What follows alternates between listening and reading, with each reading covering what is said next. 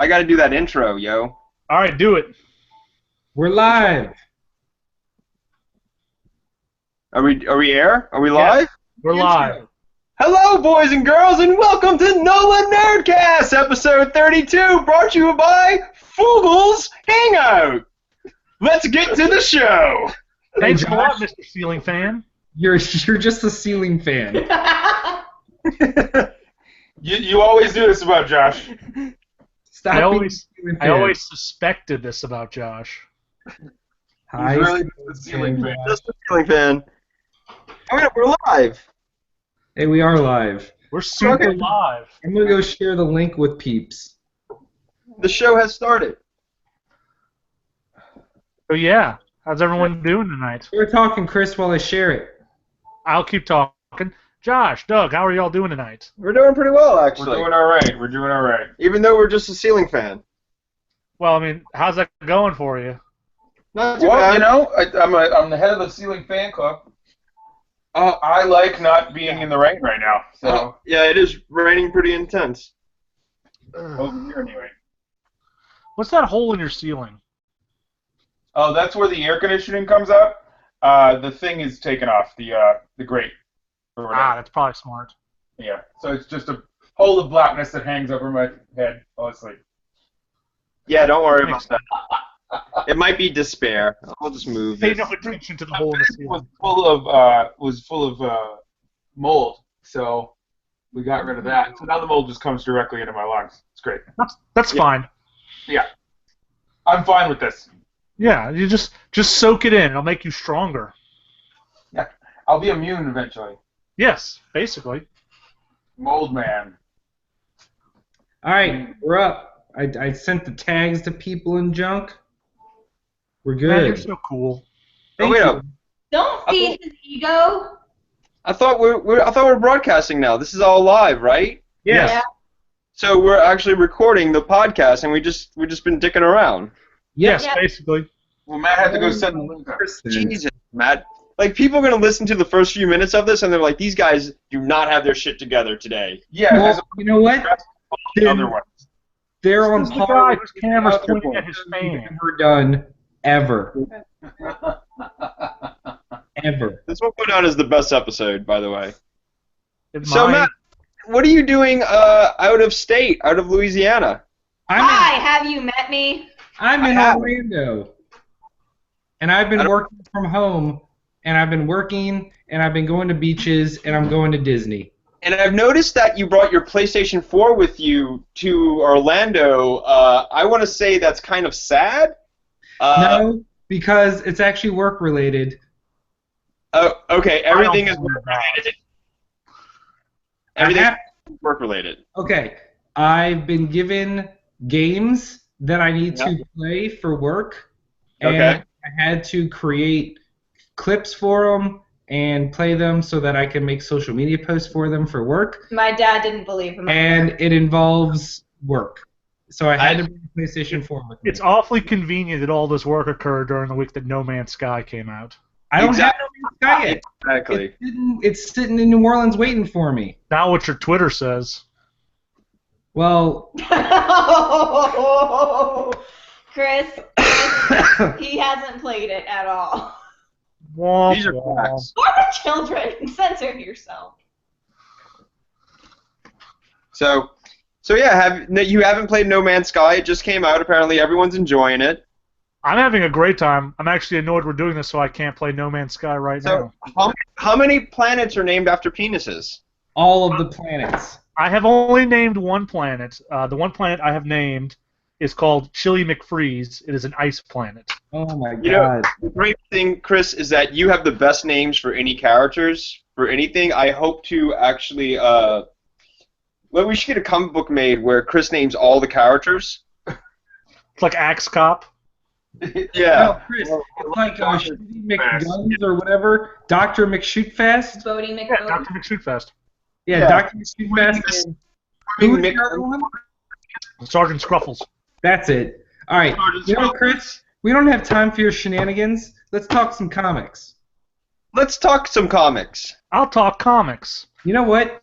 It's sad that Josh wasn't here today because I read a comic that is right up there with Kill or Be Killed in the level I think Josh would like this book. Is it the Black Monday Murders? It is. It's called The Black Monday Murders. Oh my god, I just had a fucking orgasm by looking at that cover. Doug, look at that cover. Hi, Doug. My dick is so hard right now, it is like busting through my pants. Oh, that's So, just... want to know some shit? So this book is all about the true story of how the 1920s black stock market crash happened. Oh. And if you guessed that the true reason was a really weird Cthulhu-like cult worshipping and devil deals, you are correct. Oh yeah, Of course. I definitely had an idea of a comic like this some years ago. I think it's time to do some suing. Look, here's the thing. This book is by Jonathan Hickman, which means it's going to have ridiculous amounts of supplemental material. Nonsense. It is so good.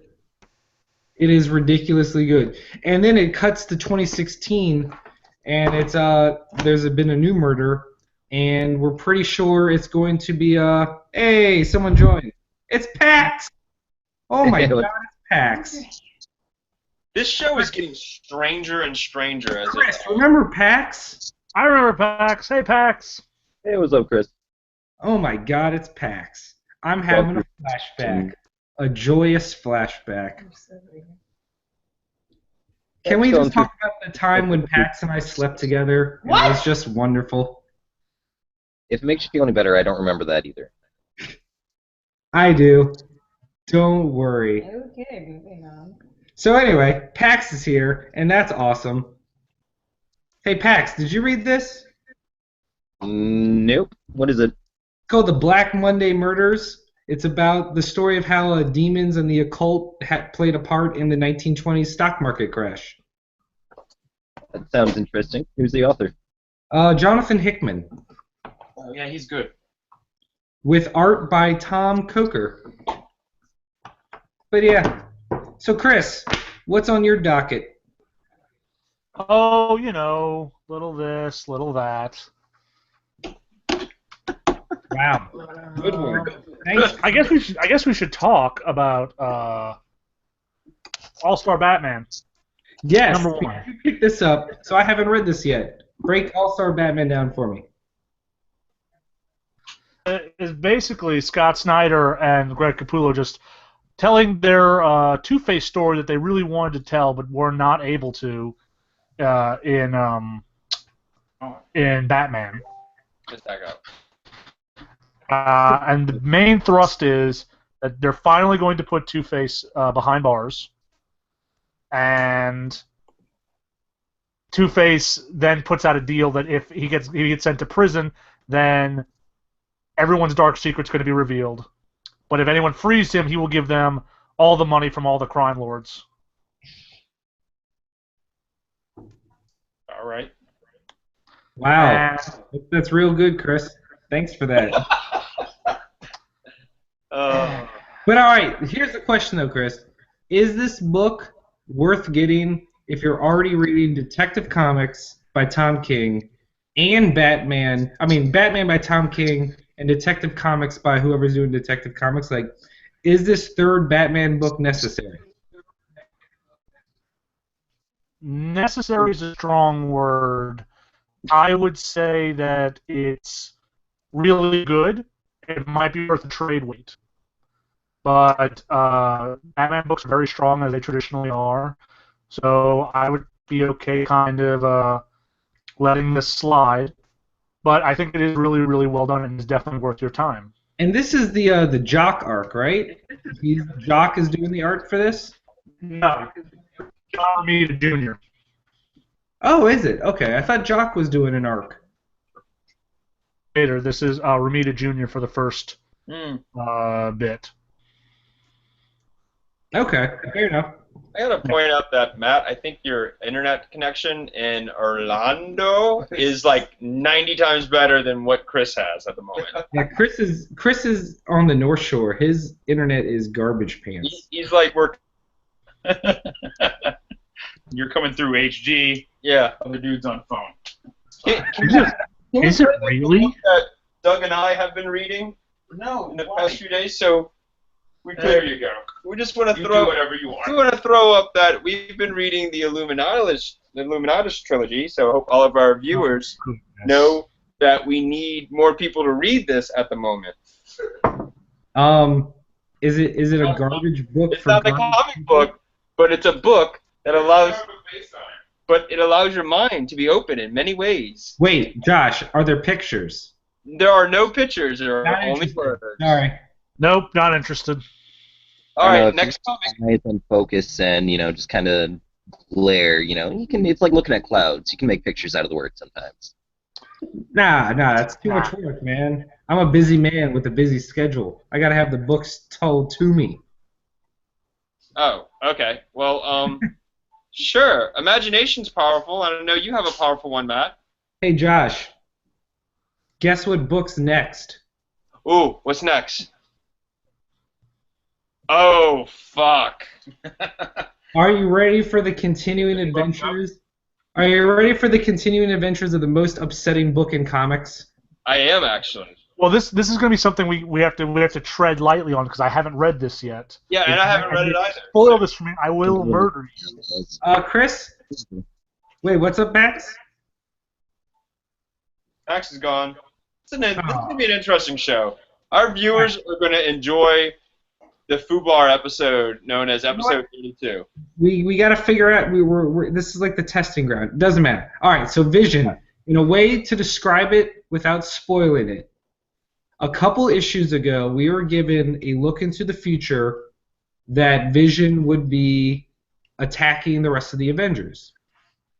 I remember that. This Right. issue is a character moment of Vision coming to the logical conclusion that that is the only course of action he can take based on the death of his son from last issue. Oh, damn it, Vision. Chris, it is awful and heart-wrenching, and reading it breaks your heart. God damn it. And the last couple pages is just a series of oh shit, oh no, no, no, no, oh god, there's still 2 issues left. So I feel like that is spoiler-free enough for you, while still letting readers of Vision know that issue 10 is one of Tom King's best. Okay, good. Let's just say when Tom King tweeted out that this was his favorite issue, it makes sense. Rough. What about you, Chris? I guess the next thing I would like to talk about would be the Flintstones. Wait, the what? The Flintstones, still. Why does it look like a 90s action comic? DC. Yeah, I know. So here's the thing about the Flintstones. The weird thing that's come from it is that it's your classic Flintstones tropes. Like they buy animals to do all their nonsense, and everything's a pun on rocks or whatever. But they're also tackling stuff that I did not think the Flintstones would be tackling. For example, this one. In addition to having a story about materialism and buying too much, they're also struggling with the newfound thing of religion, where they're trying to determine which god they should worship. Interesting. Here's another question. Are there any colored people in the book? No, because those don't exist. Actually, there are no colored people in this book, as of right now. There's no such thing as colored people. To be fair, the only colors Hanna-Barbera acknowledges are blue, purple, like orange. Do you think DC's going after that Archie dollar of the subversive childhood sort of memory? Oh, I have no doubt that they're combining the nostalgia dollar of these classic Hanna-Barbera cartoons, because this is alongside the Scooby-Doo reboot and the Wacky Races reboot and the Future Quest reboot with Johnny Quest and everybody. But then, you factor in the Archie dollar of just really going crazy with these old classic series. Yeah, letting the writers do something wild with them instead of just rehashing The it. first Flintstones was great, so I'm excited to read the second. Like, It is very much a response to those Archie comics, in that, yeah, you could easily do a Flintstones comic and it would be dumb rock jokes for 20 pages, but they're really trying to go a little deeper into it, because there's also, this stuff about trying to find a god to worship, and coming from cavemen, they don't have any idea what they need to believe in. It's really interesting stuff. There are still a ton of rock jokes. Oh, sure. Absolutely. But, other stuff in there, too. All right. Well, my next book is, because we always got to talk about the Rebirth books, I got Superwoman 1 by Phil Jimenez and art by Santorelli. I've heard good things about this. Which is weird. I didn't enjoy it very much. I think part of it is just it's very expository. Like, look how many word bubbles are on each page. It is the word I use is verbose. It is a very talky book. Everything is talked about, and also I think it's kind of weird just in the sense that it follows the continuity. All right, Chris, do you remember back in the New 52, I'm sorry, the DCU, when Superman and Action Comics followed the same story but at different times, and so one book was referencing things that hadn't happened yet in the other book? Yes. That's what's happening here. Superwoman takes place after the fight with Doomsday in Action Comics. Yes, that does turn up in Action Comics. And no one ever told me that Lois Lane got superpowers or explained it. It's like, oh yeah, when Superman died, the Nova Blast, and now I have superpowers, and so does Lana Lang. And I'm like, wait, what? So yeah, Lois it's only Lane, briefly Lois mentioned. Lane has Superman powers, and Lana Lang has 90s red and blue electricity Superman powers. Oh joy! So the two of them are now fighting as Superwoman and Superwoman 2.0 or something. I don't know. It's very weird. I have a question. Yes. So, why was this book made? That I have yet to figure out, other than the fact that, I mean, don't get me wrong, I feel like there's potential here. I just think as an issue 1, it did not do very much to get me invested. But I know a lot of people are loving it on the internet, and so I went in with some expectations, and then I was very confused as to why those expectations were there. Okay. Yeah. So I'd have to read it in person to actually get a more full opinion on it, but it does look like it's very verbose. yeah, and is this book, is Superwoman, the title, the titular Superwoman, is that Lois, or is it both of them? It's Lois. Is Okay. it the Lois of the New 52? No, it's the Lois that outed Superman. So Okay, yeah, so it's the New 52 Lois. So New 52 Lois, New 52 Lana Lang. Gotcha. Huh. Weird. Yeah, that is really weird. Maybe the writer's not that invested either. Yeah, they're probably just like, oh, this was a great idea. Let's just have fun with it. All I right. don't think that's the case. What's fun? Let's just put a lot of words on the page and see what happens. This is an idea I'm going to have to explain to everyone. Yeah. We'll see how it goes. What Yeah. about you, Chris? The final book I want to talk about this week, actually, different one. My bad. Because we do have to talk about the number ones. Deathstroke Rebirth, number 1. Yes. So that was your. I got Superwoman and you got Deathstroke. So how did Deathstroke survive the Rebirth? It's fine. Here's the thing about Deathstroke is very much in the same loop as a Red Hood, in that they keep throwing out a Deadpool book every time, No. and it's pretty unkillable.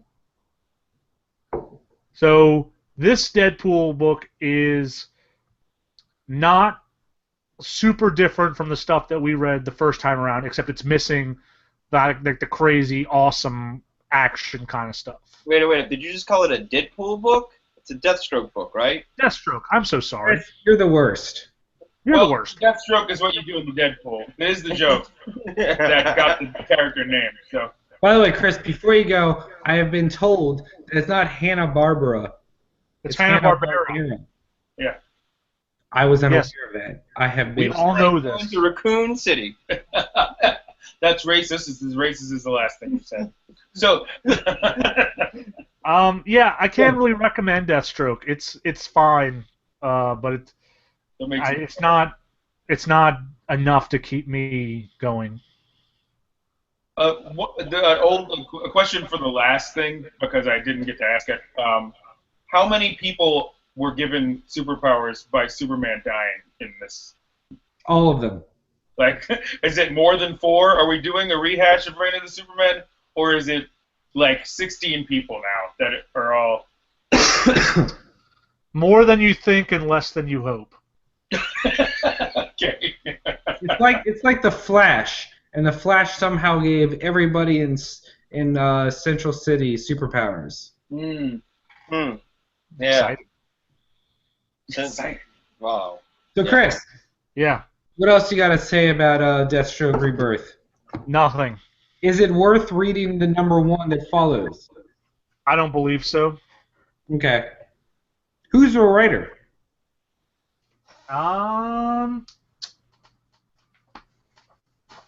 Good question.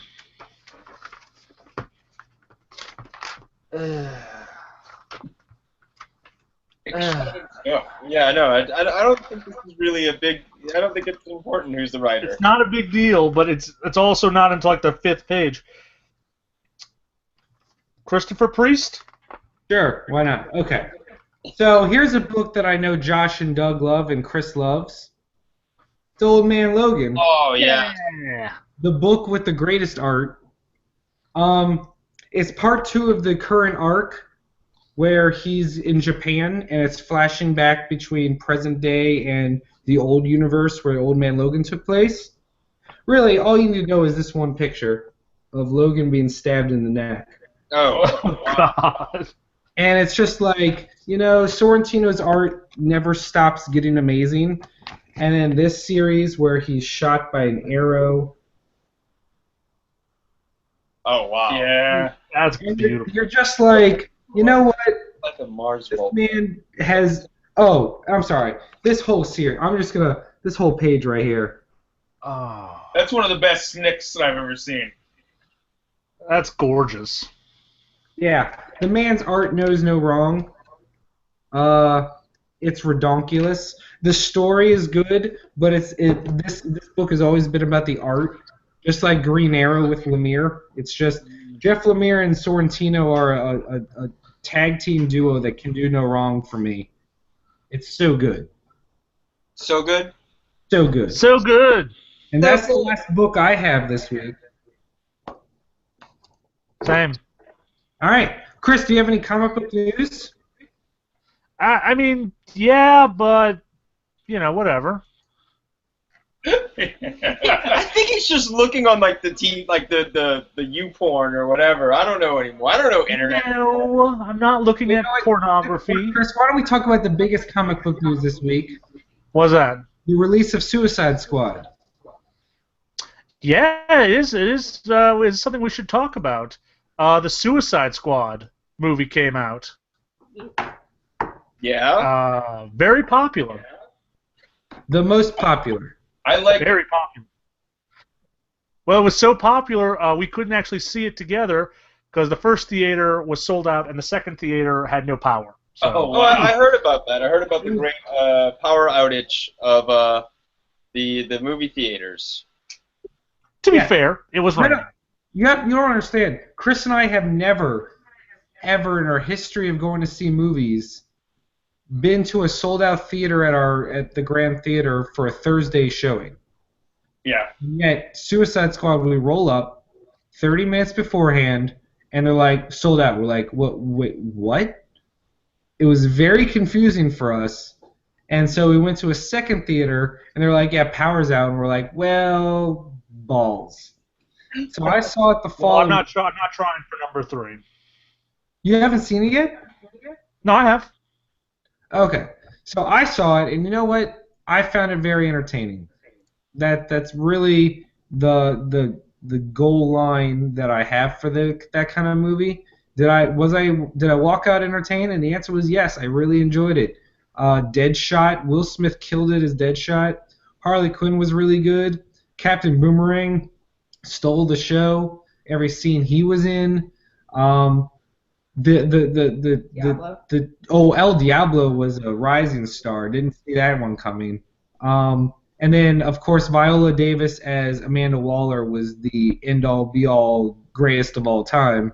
Yeah, that was the best Amanda Waller I've ever seen. She was. And you know what? I love Amanda Waller, and she's been done so poorly so often.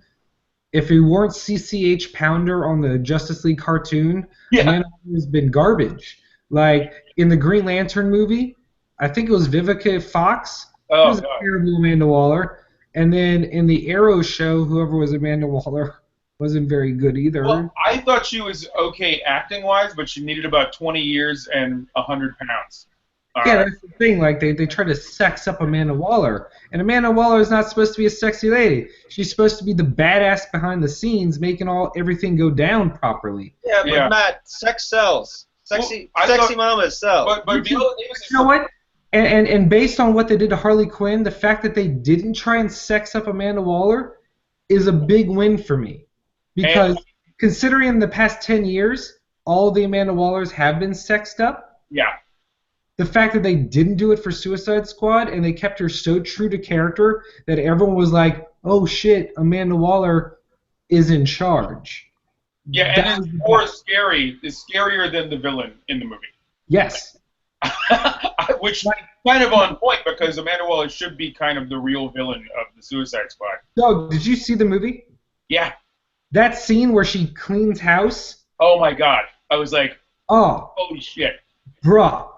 It was, I'm just like, oh snap, son. Yeah.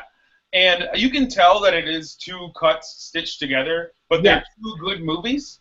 So, like, one's a really fun Guardians of the Galaxy tone, and the other one's like this serious drama, regular good David Ayer sort of movie. Yeah. And so they don't quite gel perfectly together, but they're all entertaining pieces. The best comparison to make is Marvel's Ant-Man, which is another movie that they were like, we're not really feeling the original artistic vision. We're going to go in and splice it together with a second movie. And the end result was still enjoyable, but you're sitting there going, I wonder what the original version would look like. Yeah, you can't help wonder what Edgar Wright's vision would have been. And I'm hoping we get at least a little bit of what David Ayer was actually going to do. I'm hoping, he said that he's not going to do a director's cut like Batman vs. Superman, which breaks my heart. He does. But I'm assuming that we'll still get all the deleted scenes. Yeah, which means I'm hoping for deleted scenes because then me or a fan can make one. Oh yeah, they'll splice it together. What about you, Chris? I thought it was okay. I think it's kind of a mess. It's a little too long. The performances I think are really good, but I just came away with the feeling that it's kind of a mess. I wish there would be a director's cut because I think that could be really interesting. And Jared Leto's Joker is not my favorite. Yeah, well, we should talk about that a little bit because he's the way I was telling Josh was he's kind of I never got around to finishing actually. He's kind of the original incarnation of the Joker when Bob Kane. If you read the first comic where Joker dies at the end, and he's just like kind of a Dick Tracy villain, where he's a criminal with a gimmick.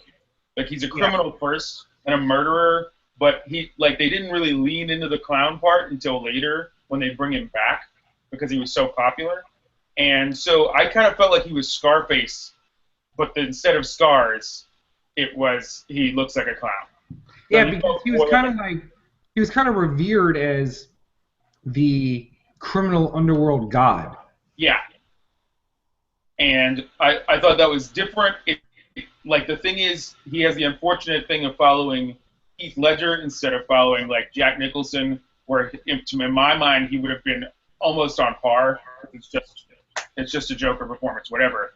Heath elevated it, got an Oscar for it, and it's rough. It's rough. I mean, you'd have to like really knock it out of the park. I was saying to Josh, the only thing that could have done it for me is Jim Carrey or what Willem Dafoe got announced for the Batman movie, and I was hoping that was going to be the real Joker, and this one was Jason Todd, because they're just bigger actors and they looked the part and they would have done it insanely well. They were scary. Yeah, I think Jared Leto's Joker, he's kind of cringy for most of the movie. It's a little too try hard.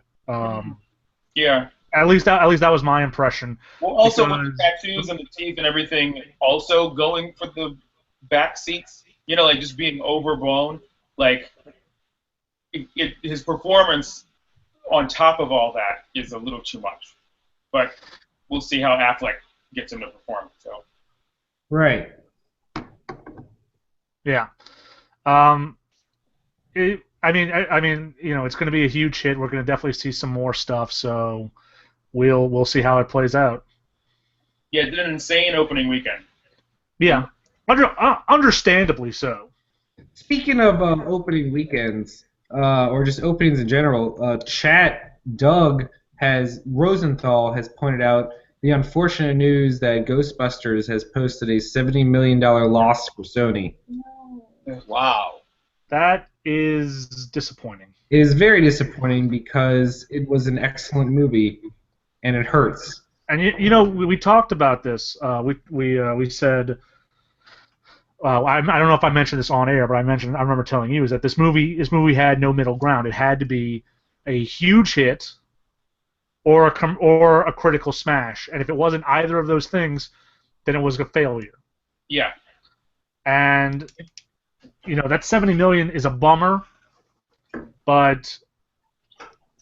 They did the best they could do. They put out a really good movie. They had all the advertising they had. They wanted a second chance. Yeah, I think it's like I still haven't seen it, so I don't know, and so I guess I'm part of the problem there. But I was always like, just didn't know why. Like I wasn't like against the movie coming out. It just wasn't energizing me. I just thought they couldn't. The chances of it doing better were very low for me, and I wanted to see it out of curiosity, but that doesn't get me to go to the theater as easy. Yeah, that's fine. It's understandable. It's just, it's just going to be more fuel to the fire. Yeah. Especially because they announced the Ocean's 8 movie, which is going to be the Ocean's 11 with ladies. And that's just a lower number. That just and we're getting a Harley movie where they're going to focus on the female cast members of DC, which are all kind of the best. So, and they talked about Birds of Prey maybe making an appearance. I'm hoping it's Harley and Ivy personally over everything. I hope it's Harley, Ivy, find a way to bring in Katana because she was criminally underused. She was really good too. Like, the actress did a great job, and the costume looked amazing in Suicide Squad. Agreed. And they even worked in the weird ass like sword soul sucking. Yeah, which is something I could have used more of flashbacks to, and they did the least amount of flashbacks with Katana. And I really wanted to see all of that. Give a Katana movie, for fuck's sake. I'll watch it all day. Yeah, poor Katana just. It felt like in an earlier cut she had a bigger role. I felt like they were angling for her sword to be the solution to the problem. Like why they kept bringing it up. They brought it up like 2 or 3 times without giving her a flashback, and I really thought they were going to use it to, fix the villain, so to speak, at the end because it had this particular power, and then it didn't happen, and I was like, oh, okay, well. Yeah, it kind of doesn't make sense why she's even there. Yeah, she's just there. I mean, being cool, but She's there to back up Rick Flag, son. I feel like you could have gotten rid of Croc in this cut. Like if and left in Katana in all of those spaces, and it would have worked a little bit better. All I know is that, again, El Diablo was a huge surprise. Yeah, really good. He had the he best was storyline. Great portion of the movie. Yeah. But let's move on to Okay. the next topic, which is coming up shortly. Is it? So speaking of, not only did they announce Harley Quinn is now in production, but they announced so is Man of Steel 2. What? Oh, finally. Look, here's the thing. You can joke about Man of Steel, and it probably deserves it. I liked Man of Steel, but I have my problems. That's all. But this is going to be the first Superman movie with Jeff Johns at the helm. Yeah, but It's going to be great. is Snyder doing it? We don't know. Jeff Johns is now story. But Jeff Johns is in charge of the creative direction of these movies, which is why Suicide Squad was the last movie without. that he didn't have a hand in. Yeah. So the future of the DC universe is going to rest directly on how Wonder Woman does and Justice League, because those are movies Jeff Johns has hard to play. He's been DC Comics for 20, 30 years now. So he's good, and in all aspects except the movies. So for the first time, we're going to get the budget of the films going toward the direction that everything else has been in. Which is Like even the TV show back in the Smallville days before their TV blew up, Jeff Johns was in charge of some of the best episodes. Chris can attest to that. The Justice League whenever he came in, episode. the episode would be more faithful than previous. Yeah. But he did the one where Legion showed up and was like, Exactly. "Why aren't you Superman yet?" He did the Justice League episode, the Legion episode, and he did the Booster Gold episode. Oh yeah, so good, so good. Yeah, I here's hoping that Superman will be in this Man of Steel sequel, and maybe have some dialogue. That would be peachy keen. Maybe smile every once in a while. Or we'll Hey, just find look, out let's not get crazy here, all right? I'll just I happy know with for smile. sure that it's the Injustice Superman when the Flash shows up in the middle of Man of Steel 2. After the All right. So, Chris, What awful lesson do you think Paul Kent's going to teach him in this one? Paul Kent is going to teach him that humans don't matter, and he should probably take over. Yeah, Mark Kent already did that, so No, Ma Kent told him to be indifferent. This time, they're going to actively tell them to take over. I'm so sorry. you sure it's not going to be Ma Kent this time, since they kind of gave her some of it in Batman vs Superman? Martha! Like, you thought she was going to be the humanity, and then she was like, "You don't owe them anything. Fuck them. Just go off into space. Let us die." All right, You don't owe them a Moving on. goddamn thing, Clark. moving on. We got games to talk about, son. Oh, good. What happened? So we're going to start with a discussion topic, and then we're going to do the brief news that not much happened this week, and then we're going to end on a discussion topic. A discussion content sandwich? Yes. What about an Oreo? Basically the same Knowledge thing. of content? Oreo is racist, Josh. That's true. Really? Yeah, I'm related to a gumbo. What? That's the All truth. right, you ready? Yes. All right. The first topic is, this is Josh's idea, Thank you. the But- golden age of gaming. What generation do you consider the golden age of gaming? Let's get Chris to start this off. Well, I think it's very much dependent upon We're when asking you were you. born. Nope, it's you. What is your choice, Chris? Okay, well, I think the golden age is the Super Nintendo Genesis era. Well, back up your claim. Well, what else can you say aside from the fact that at that time, it felt like you had two sides, equally passionate, but not dickish about it. And both systems had games. Whoa, what do you mean not dickish about it? Need I remind you that Sega does what Nintendo don't? That compared to everything that has been said in the last, I don't know, 10 years about Xbox and PlayStation, I'll take that 1,000 times. It's not their fault that there was no internet back in those days. It's not their fault that everyone now is a monster. That's true. Chris has a good point. So having said that, if both systems were different, they had different things that you could point to. It was a thing of preference as opposed to a quantifiable better system. And it just felt like, it was the best time of gaming. All right.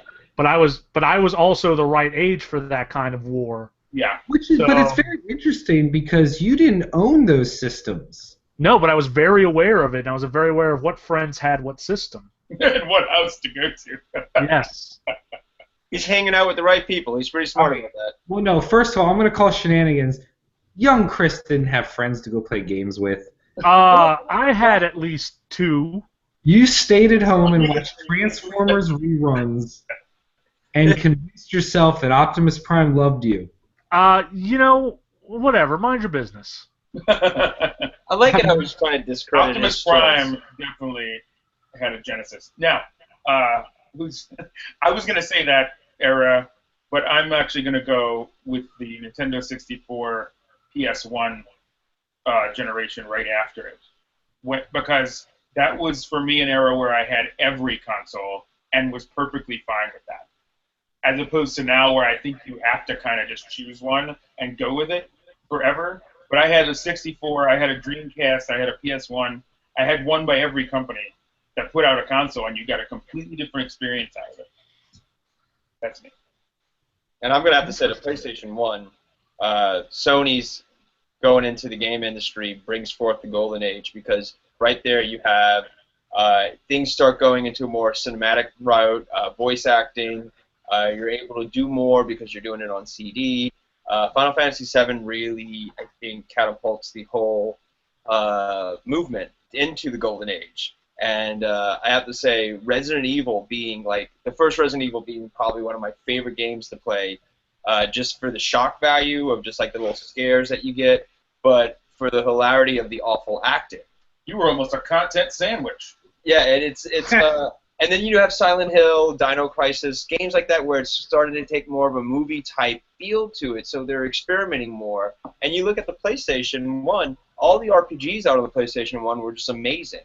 Now, there were some bad ones, yeah, but, you even had the rip-offs, the Legend of Dragoon being super, really, of just this great game, where you're like, holy shit, how did this happen? And even Legend of Mana was really good, doing the more cartoony type look and experiment with world building.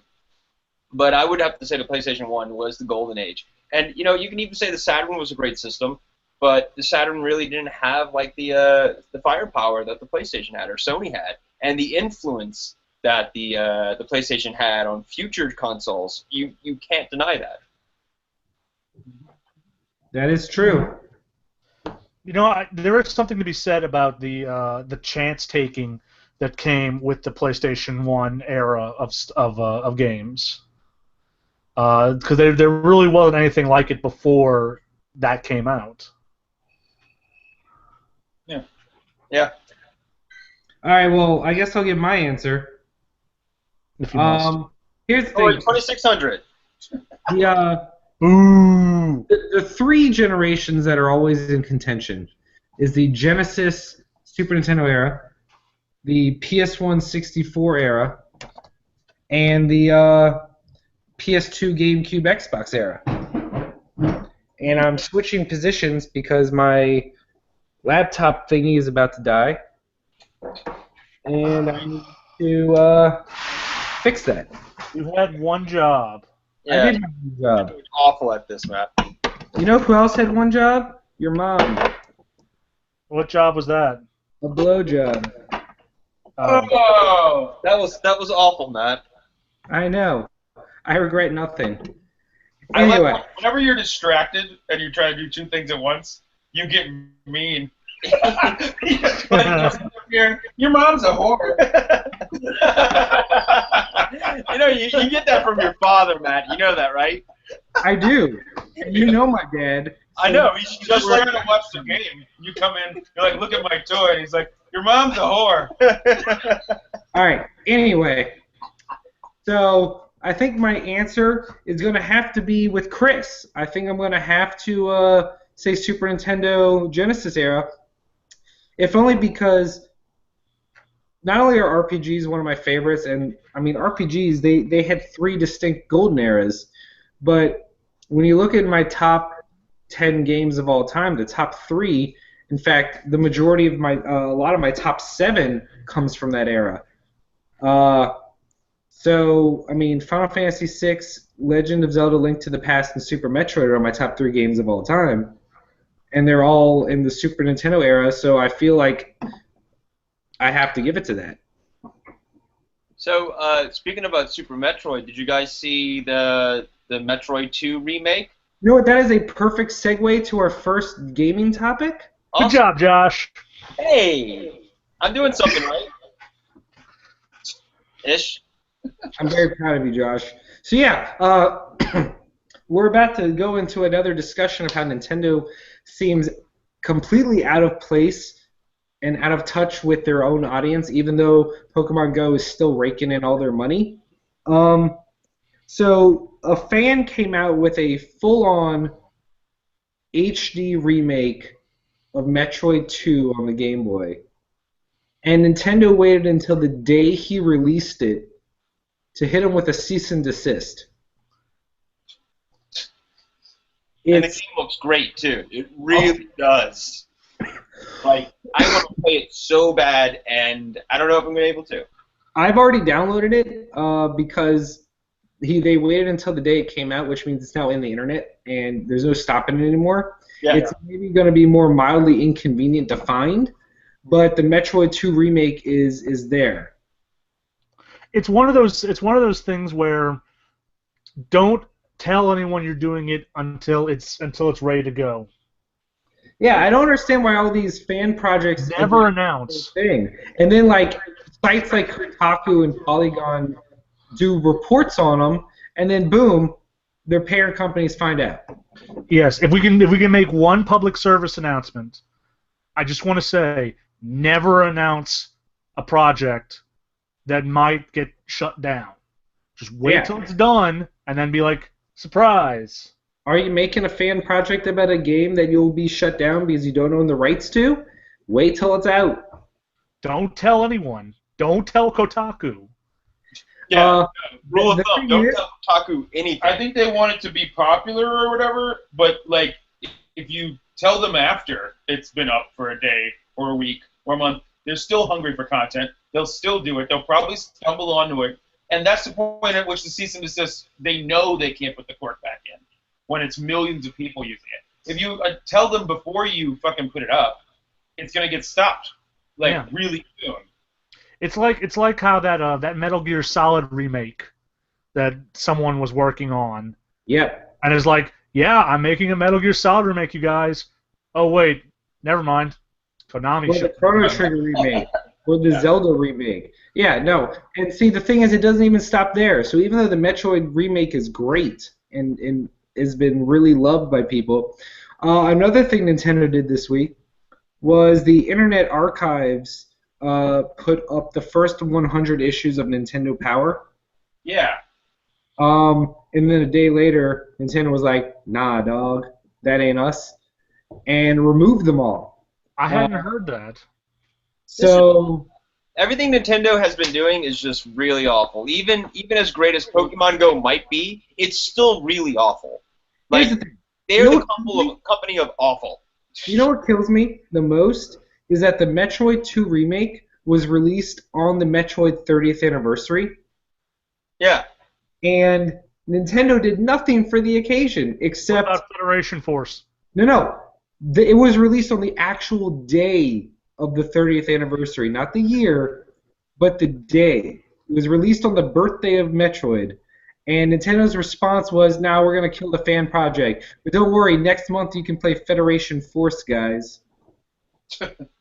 I just want to give Nintendo the biggest middle finger. And It's just anytime anybody fights their own fans, I want to grab the old fart that's got to be making these decisions and throttle them.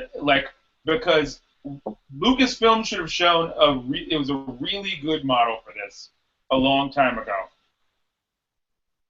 And it's that somebody does a fan film, say, like, give them standards. You have to adhere to this, or we're going to tell you something about it. You know, if you're going to have a stormtrooper, don't have a cardboard bullshit thing. But really, like, that's for people who make money off of it. Everybody else, they don't care. Do whatever you want. Make a lightsaber thing, and you're advertising our shit. If we're not going to bother making a new Metroid, then go ahead. Do whatever you want. You know? At this point, just go play Axiom Verge. Yeah.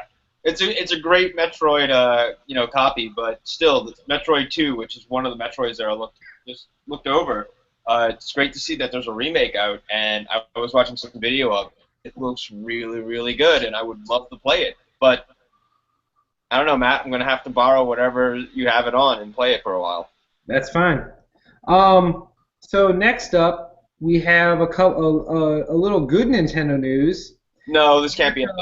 Dragon Quest X has been confirmed to be making an NX port. The caveat is Dragon Quest X never made it to America, even though it was on the PC and the Wii. So who knows if the NX version will finally make it to America? It's Dragon Quest X is their MMO. Yeah, I don't know. I don't think that's good news. Hey, I love Dragon Quest. Third-party game is good news. I really enjoy Dragon Quest, but everything Nintendo's been doing lately is just it's like they're pushing me away. You have Metroid. They have a question for you. They can't be doing this bullshit. They really need to look at their older IPs and see what they can do, because that's the only way they can save themselves. And they need to let other people in their company to work on projects. You need to let third parties to come in and work on their projects. I think we'll get there. It's too late. It's way too late. VR is going to happen, and then Nintendo is going to be left behind. It's going to be one of those things. Everyone's going to be plugged into this whole VR thing, and next thing you know, they're like, "Hey guys, we got a Metroid, but you got to play it on a tablet." Hey, check this out. You ready? Yes. So we all knew that the Scorpio after E3, the Xbox Scorpio, is going to be coming out next Christmas 2017. And we always joke about the use of the word teraflops, but it's going to have some crazy-ass teraflops, right? How many flops? So, like, all the flops. Mean? All the flops, son. But here's the thing. So it was like a full 2 teraflops more than the PlayStation Neo specs. Now, news from Patrick Klepek, who is a former Kotaku writer who just left to go join Vice Gaming. He announced he let loose that he's heard from sources that Sony, the reason we haven't heard from the Neo yet, even though it's supposed to come out this fall, is that they are upping the specs of the Neo to match the Scorpio so that, you know, when it comes out next year, it won't be outclassed in power, because a lot of what's led to PlayStation's success has been their perceived power differential, and they don't want to give up that advantage. So if they can match it, then the biggest success of the Scorpio is taken from them. Of course, they did have room to grow from there, but so we don't know yet. Sony then confirmed that they are announcing they have a press conference in September. So that's when we're going to get the Neo announcement, but the rumor is that they might be increasing the specs from what was leaked earlier in order to combat the Scorpio, so that they can continue to be on top. Okay. Okay. That's a rumor right now. There's not much discussion there. It's more just like, hey, that's happening. Well, they're going to have a press conference real soon in September. And it's the PlayStation 4.5. The Neo, correct. The Neo. So I just think 4K it's going to be one of those things where eventually the TVs are going to be affordable and everyone's going to have one, and you got to upgrade, and then PlayStation 5 is going to come out. Well, the 4K TVs are already like way more affordable than I thought. Chris got one. And I'm cheap as shit. Okay. Yeah. Chris was looking for a new TV, and it was under $1,000. It was like 800 something for a 4K 65-inch TV, 4K 65-inch smart LED TV, and you're just like, damn, that's a year ago they were $2,000. Okay. And that wasn't even during a crazy sale or anything. And it's not from a company like Sany or Who? Magnavox. Oh, okay. I see what you're saying. Yeah. Yeah. Well, here's the thing. Not content in selling over 5 million copies of Overwatch, Blizzard has decided they're never going to let you go. They're like, "Hello, guys, you thought StarCraft was over? No. It got leaked that Blizzard is now working on StarCraft HD, the original StarCraft being remade in StarCraft Engine. They're never letting you go." Is it going to be put on consoles or going to be just PC? If I was a betting man, I'd say it's probably PC only, just like StarCraft 2. They're probably just going to use the StarCraft 2 engine, knock out a quick remake, and profit on the fact that everyone loves the original StarCraft. That's true. That's a good point. And can't really play it anymore unless you get a emulator or something, and then it's not connected to anything. Exactly. Well, you know what? Let's end on the last discussion topic, and then we can call it a night.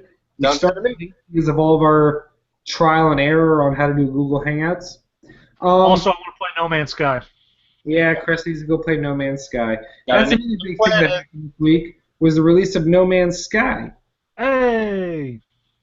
And last week, Abzu came out by some of the people behind Journey. So, what are the trending hashtag right now is 7fave games. What are your top 7 games? And obviously, some people, they fluctuate depending on the time and what they remember on the spur of the moment. But if you had to give us 7 of your top games in no particular order, what would they be? Who wants to go first? I'll go first. Well, then go ahead. Oh, okay. Alright, so no order, it's top 7 games. I'm going to say Chrono Trigger, Final Fantasy VI. Let's see. Those are 2 big ones. Super Metroid, Metroid Prime, Skyrim. Got 2 more to throw in here. This is going to be fun. The Mass Effect trilogy and BioShock. Okay.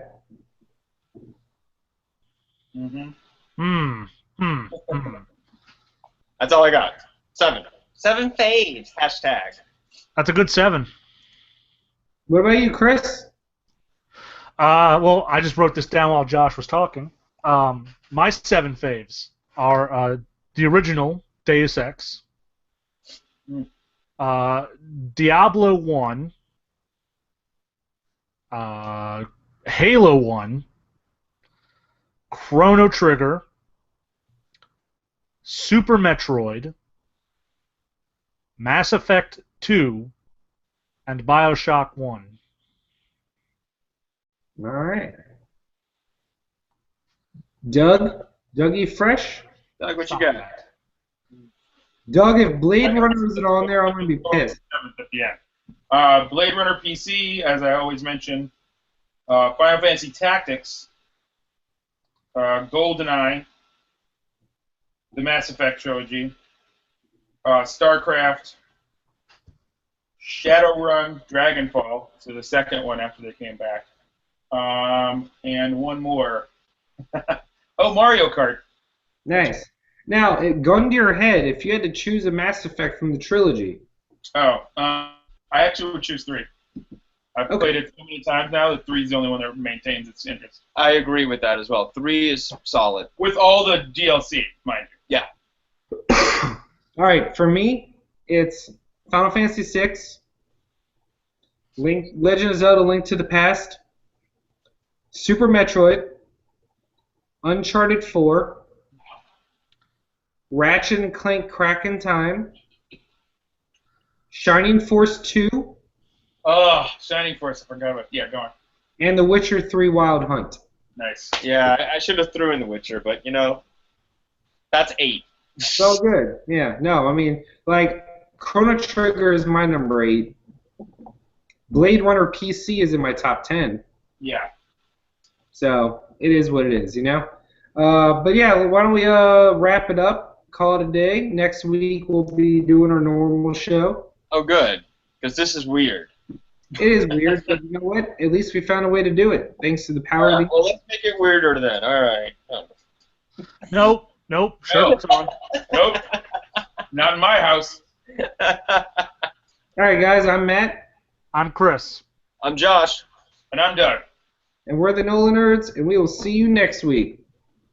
Next week. Next week. Next week. Next week. All right, I'm stopping the broadcast. All right. Push the button. Aight. Is that it?